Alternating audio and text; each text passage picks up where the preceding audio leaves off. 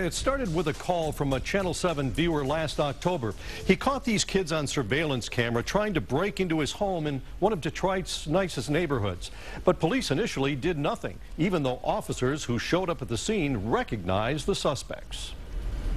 When I last reported on this case in February, the Special Assignment Task Force had arrested, prosecuted, and convicted 2 of the 4 young people caught on that homeowner's surveillance video.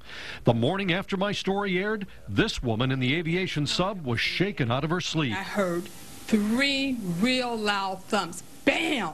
Bam, bam. I couldn't believe it. I couldn't imagine what it was. She looked out of her window and found herself in a stare down with a man trying to kick in her front door. Just one more kick, he would have been in my house. I'm here defenseless.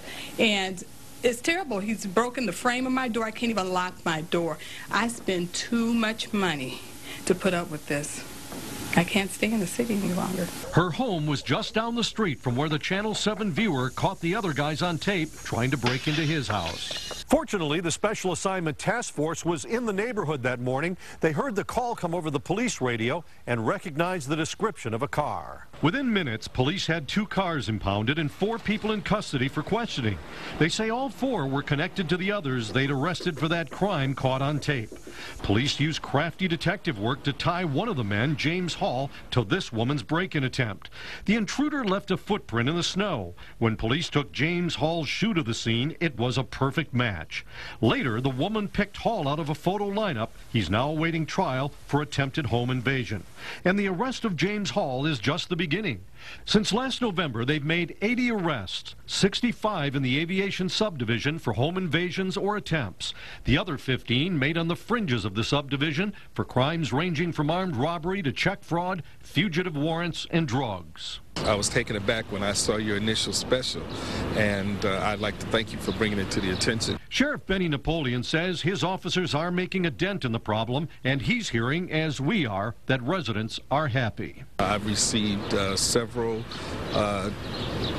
responses from people in the neighborhood saying that they're pleased with things that are going on, and they hope that we can continue to stay on top of the issue, and we're doing our best. I think the task force has done an excellent job. This man is the husband of the woman who was shaken up by that break-in attempt in February.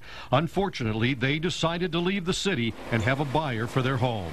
He doesn't think people in Detroit can expect police to do it all alone. I grew up on the west side of Detroit as a youngster years ago, and neighbors looked out for each other. They made a point of knowing who was coming, who was going, what vehicles were involved.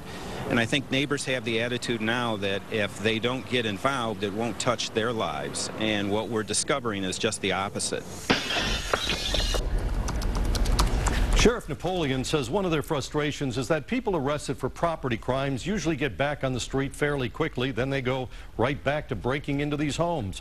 He says it's an age-old problem and it comes down to money. How much people are willing to pay for jail and prison space. Scott Lewis, Channel 7 Action News.